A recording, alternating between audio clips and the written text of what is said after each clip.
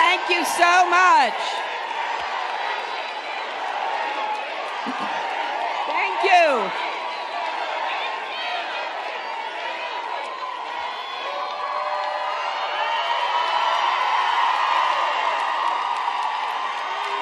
Thank you so very much. Wow. What a wonderful welcome. It's great to be here in Fort Pierce in this beautiful theater. I love being in the Sunshine State, and I really want to recognize a few people. U.S. Congresswoman Lois Frankel is here, as you saw. Randy Perkins, a candidate for Congress. Kim Johnson, chair of the St. Lucie County Commission. Larry Lee Jr., state representative. Everyone, all the elected officials, all of the students and young people, it is wonderful to be with you. And I want to thank Eileen for her introduction. We know how hard nurses like Eileen work.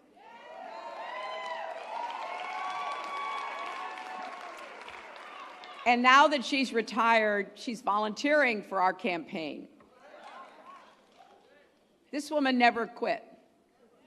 And Eileen, we are so glad you're on our team. I am grateful to all of the elected officials, all of the commissioners, the county commissioners, Martin County, St. Lucie, for all you do for the community, but especially for all you did this summer to clean up the algae that polluted the water.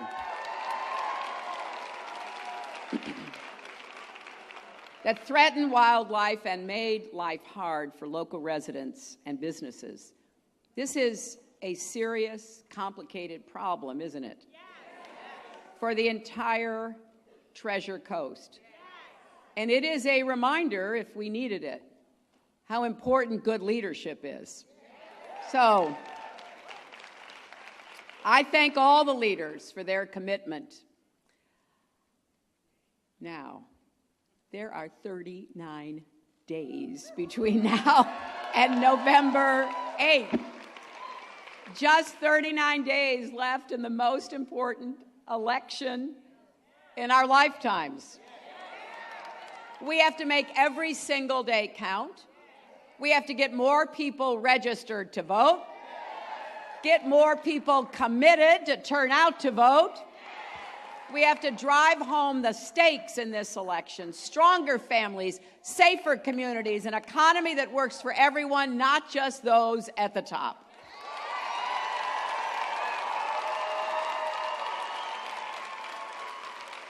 And underneath all of the rhetoric and the coverage and the back and forth, this campaign really comes down to two questions. What kind of future do we want for ourselves, our kids, and our grandkids? And how do we make it a reality? Now, as I said the other night, how many of you saw the debate?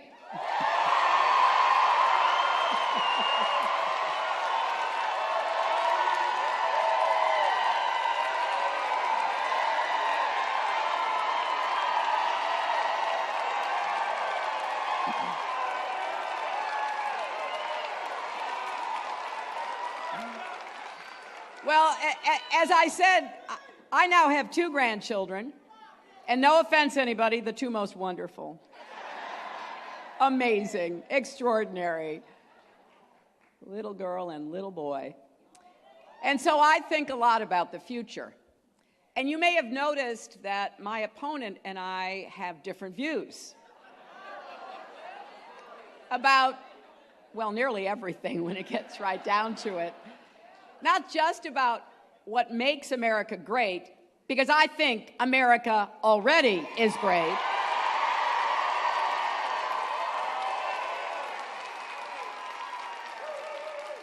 But about what we should do to make it even greater. and about that basic question of how progress happens at all. My opponent believes in what I call a strong man approach. He stood on that stage at his convention and described a hopeless, broken nation. I'm sorry, I'm looking at you. I don't see that.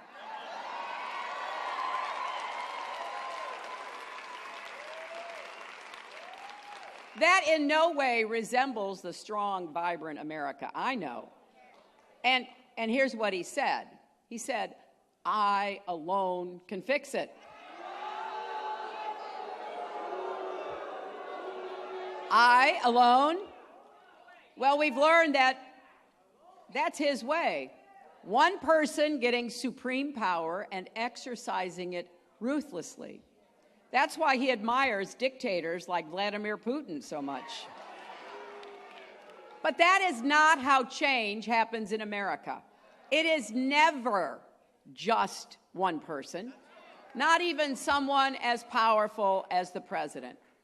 Every good thing our country has ever achieved has always happened because people have worked together to make it a reality. Not just the wealthy or the powerful, all of us. We see that every day across America, and I bet many of you have been part of it. Maybe you've taught kids to read, right? Or cleaned up your local park or the beach. Maybe you've organized a cancer walk, or you've run a food drive. Whatever it is, chances are you've done something to serve your community, and by extension, your country. How many of you, just think back over your lives, how many of you have performed some kind of service of some sort for your community, for other people? The reason I know you have is because tens and tens of millions of Americans do some kind of volunteering in your hometowns every single year. It is one of the best things about the American people. We are doers. You know, we don't just shrug our shoulders when we see something that needs fixing. We don't get resigned or apathetic or blame other people and turn on each other to find scapegoats. We roll up our sleeves. We get to work to try to make things better in our neighborhood, our community, our city, our state, and our country. That has been our story, the American story, since the beginning of our nation, and it is still going strong today. Now, for many Americans, including a lot of you here, serving our country has included serving in our armed forces.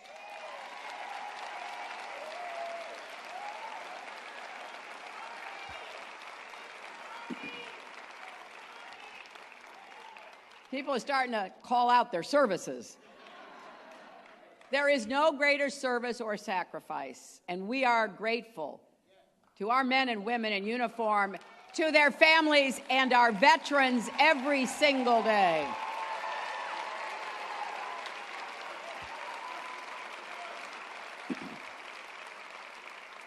But what's so great is that national service can take many different forms, and it's something that I believe in so deeply that every stage of our lives gives us a chance, from grade school through grandparenthood, to find a way to give back. We've got folks here today from AmeriCorps.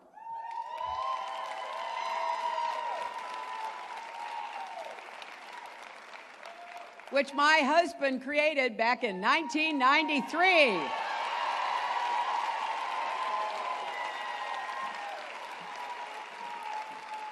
And I'll tell you, to this day, it is one of his proudest achievements, because every day, AmeriCorps members are out there. They're building houses, responding to natural disasters, helping people with disabilities find jobs, find safe places to live. And next week, on October 7th, AmeriCorps will celebrate a major milestone, their 1 millionth member.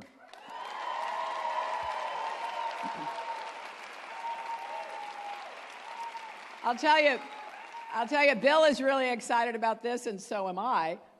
And by the way, AmeriCorps has one of the best swearing-in pledges I've ever heard. Here's how it starts.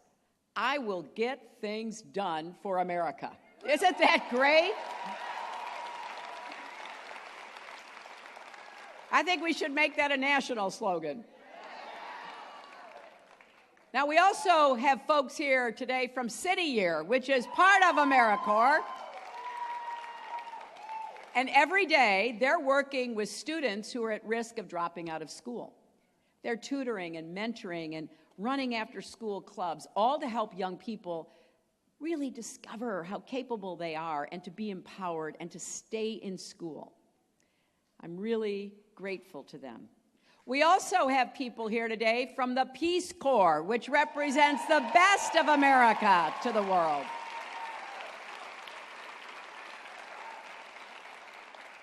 Peace Corps volunteers are teaching English in Kosovo, staffing health centers in Nicaragua, supporting farmers in Nepal, distributing malaria nets in Uganda.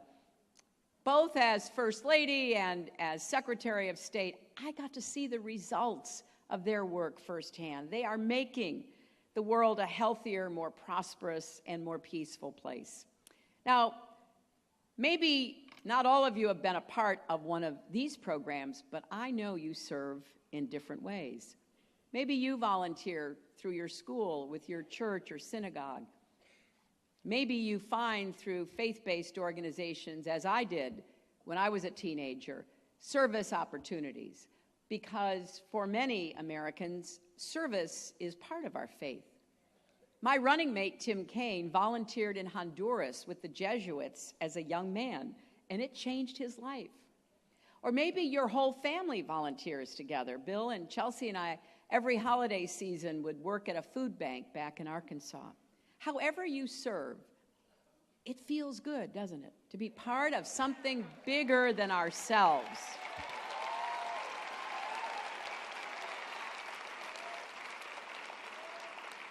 To take our time and labor and put it towards something good that can happen in our country and the world.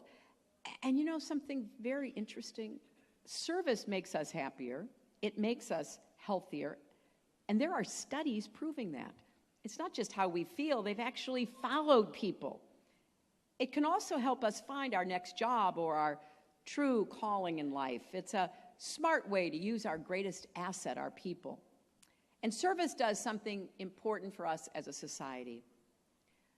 Too often, we Americans can become separated from each other. And I think a lot of people are feeling this way during this election. It's easy to surround ourselves with only those who think like us, talk like us, look like us, read the same, news as us. That's understandable to an extent. But it comes with a cost, because it magnifies our differences, which then makes it harder to put those differences aside when our community or country needs us. There aren't many places where people of all ages, all races, all backgrounds, all beliefs come together in common cause, but service is one of them. And that's one of the reasons I think it's so valuable, because in addition to the good work it does, it helps us reconnect with each other, to feel more a part of our shared American life. I believe one of the jobs of the president is to encourage more service, to help more Americans answer President Kennedy's call. You know it. Ask not what your country can do for you, but what you can do for your country.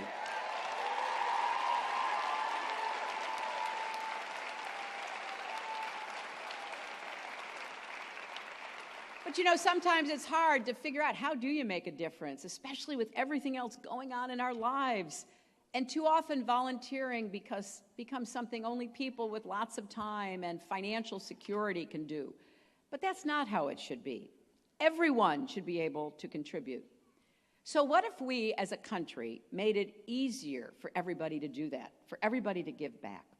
What if we created more service opportunities for Americans of all ages, invested in programs that work, and encouraged entrepreneurs to add a social component to their businesses? What if we strengthen the culture of service in America?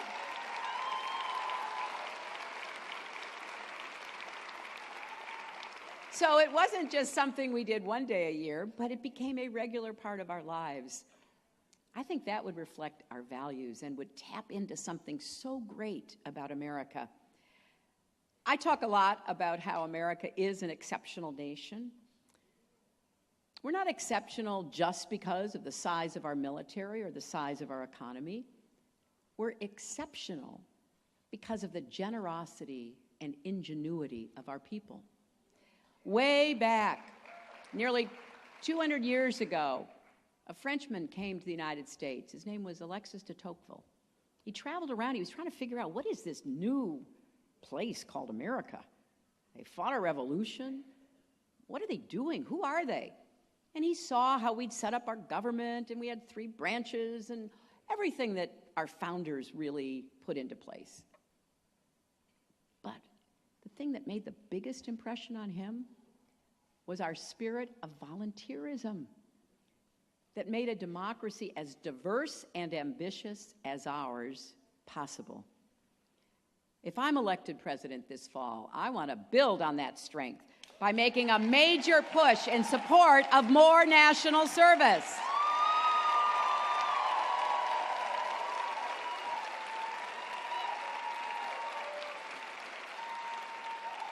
So here's what I plan to do. First, let's triple AmeriCorps. That was the goal of my friend and the great Senator Ted Kennedy. It was laid out in a law named in his honor, the Edward M. Kennedy Service America Act. It's finally time we get it done. Every year, there are hundreds of thousands of more applications for AmeriCorps than there are spots in the program. So if we grow the program from 75,000 annual members to 250,000, we're going to give more people who already want to serve the chance to do so. And then I want to double the college scholarships that AmeriCorps members earn through their service.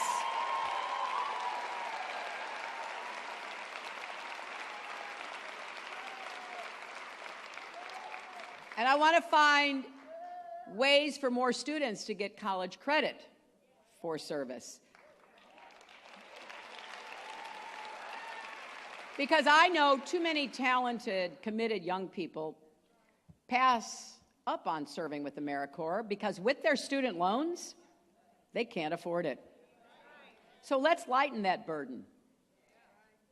If you do national service, we will begin a program to forgive your loans because you are giving back to your country.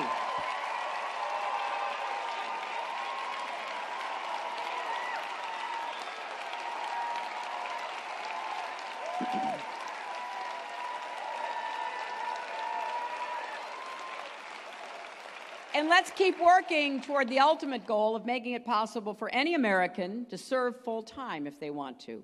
Now, second, let's grow the Peace Corps. Since President Kennedy launched it 55 years ago, it's given nearly 250,000 Americans the experience of a lifetime, and it's fostered friendships and cooperation between Americans and people in more than 100 nations. We've got to do more of that in the world today. We need more Americans of all ages around the world showing our values, serving people. So let's make it possible for more Americans to be a part of this extraordinary program.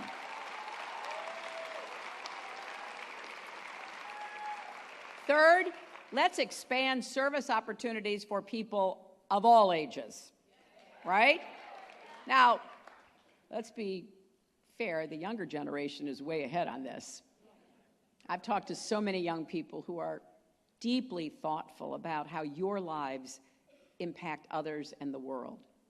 Service isn't just something to do to check a box before graduation. It really is woven into your lives. And many who are just getting started in your careers say that having a positive social impact is more important to you than getting a job that, yeah, may pay a salary, but doesn't give you any meaning or purpose in your lives. And I love the fact that as you do service, you come up with new ways of giving back and find a path into charities and nonprofit organizations and other ways to serve. That's a sign of true commitment. I've also been impressed by how many young entrepreneurs tell me that they're building a social component into their businesses, whether it is dedicating a portion of their profits to a charity, giving employees time off to volunteer, or adopting a school or community center as a pro bono project for the whole company.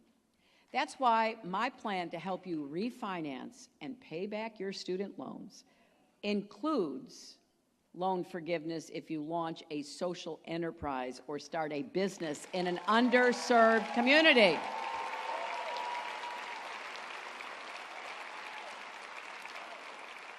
We should make it easier for young innovators to follow their dreams while honoring their values and giving back. Now, I also want to get older Americans more involved. Service isn't something only students and young people do. I know that. So I intend to make sure that 10% of AmeriCorps slots go to Americans over the age of 55.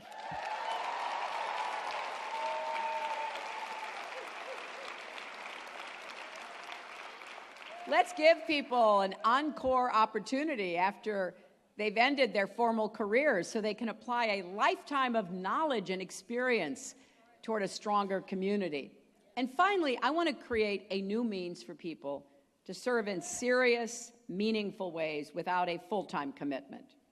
You know, AmeriCorps is a full-time commitment. The Peace Corps is a full-time commitment. The Armed Forces are a full-time commitment. But the Armed Forces has another model, the reserves, right? It gives people the chance to make a high-impact contribution while still building careers and pursuing their dreams in other ways. So let's do something like that in the civilian space. Let's call it the National Service Reserve.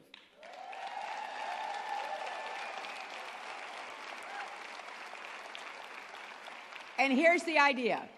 If you join the National Service Reserve, you will receive some basic training, just like you would in the military reserves. And then when your city or state needs you, you'll get the call. Say a natural disaster strikes and the Red Cross needs all hands on deck. Or maybe like the crisis in Flint, and clean water has to be distributed every day to a lot of families. Or maybe your city launches a major public health campaign to reduce drug abuse or promote mental health. You will then be sent into action. Now, some of these assignments may be just for a few days, a month. Some might be longer term, but they will directly address a vital need in your own community.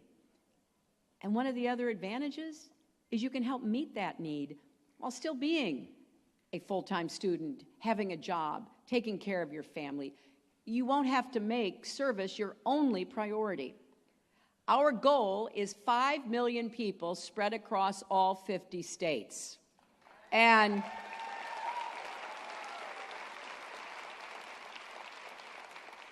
we will have an open door to people of all ages, but we want to put a special focus on people under 30 who've said again and again they want to have a bigger impact in their communities, but they can't leave their jobs, understandably. We'll work with governors and mayors, Republicans and Democrats, because I want this to be a true bipartisan public-private partnership.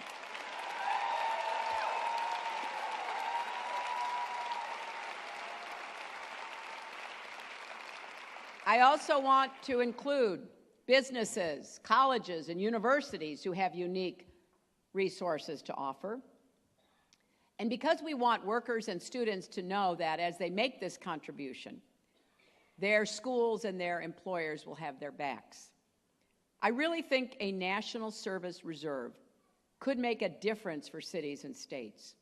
There's so much work to be done and so many people who want to help do it. So let's bridge that divide, get people working together in ways that can help communities. Now, I don't think you'll hear anything about this from my opponent. And you know what? I think that's a shame, because national service has always been a bipartisan goal.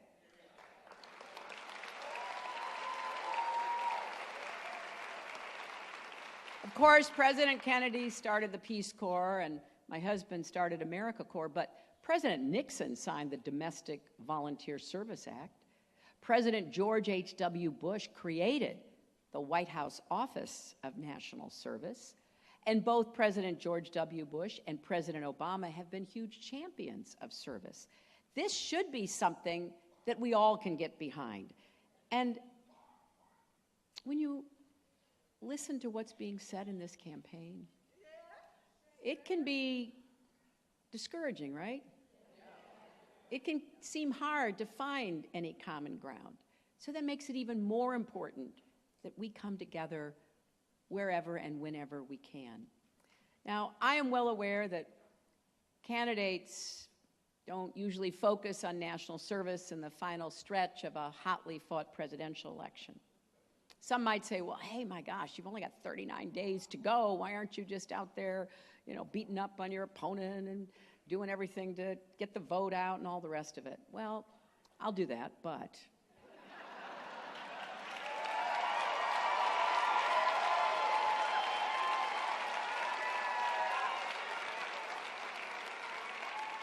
I've been thinking about this for a long time, and I did not want this campaign to end without talking about it, because it means a lot to me.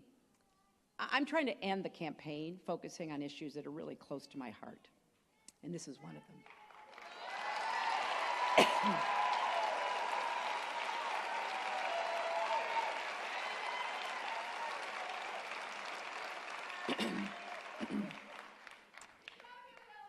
Thank you.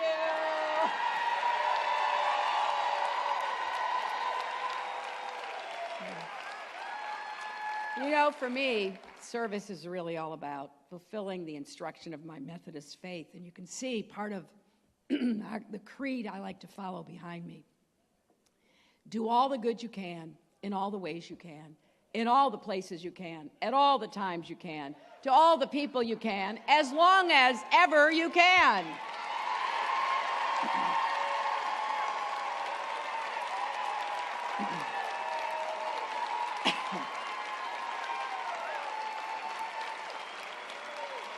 Now, I've carried those words with me ever since I heard them as a little girl, and it's an idea that really got into my head and my heart. But you know what's kept me going are the people that I've met. In a country founded on liberty and equality, I can't think of a more important notion than every one of us is valuable. We all deserve respect. We all should listen to each other. We all can make our mark on the world. And when we come together in common purpose, we can do so much more than we could ever do on our own. That's why Stronger Together is more than a slogan, it's a course of action.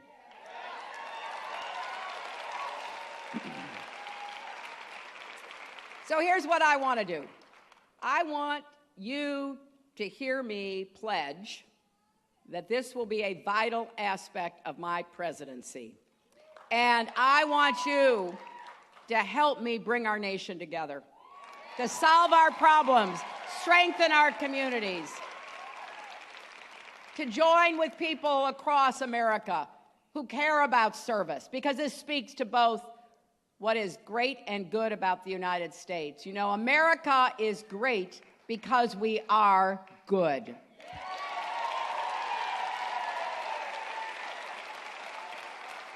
So there are lots of examples. We're going to be putting examples up on my website of people who have served and who are inspirations. But I want everybody here to know that it can be done. We can do more. And we can provide the opportunities to enlist more people. There are so many examples in this community and communities across America. 39 days left. This is the choice. Do we lift each other up or do we tear each other down?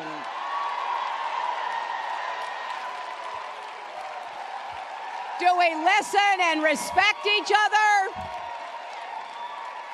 Or do we scapegoat, point fingers, and insult each other? Well, I'll tell you what side I'm going to be on. And with your help, we're going to demonstrate on November 8th what kind of country we really are. Thank you, and God bless you.